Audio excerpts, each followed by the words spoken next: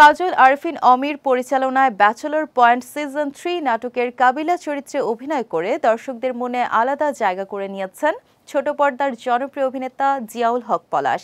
এছাড়া মোহাম্মদ মোস্তফা কামাল রাজের ফ্যামিলি ক্রাইসিসের পারভেজ সহ একাধিক চরিত্র দিয়েও দর্শকদের মাতিয়েছেন তিনি।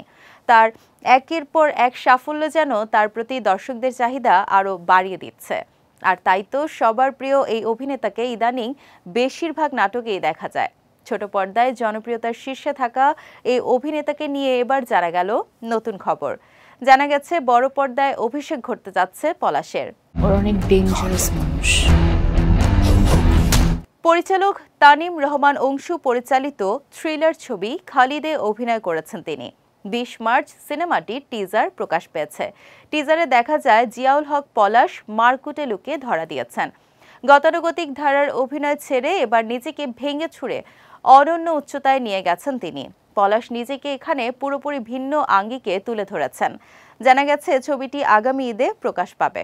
জিয়াউল হক পলাশের পাশাপাশি এ ছবিতে আরও অভিনয় করেছেন সাফা কবির, শতাব্দী ওয়াদুদ, তানিয়া আহমেদ, আরফান মৃধা শিবলু, সঞ্জু জন, প্রান্তসহ অনেকে।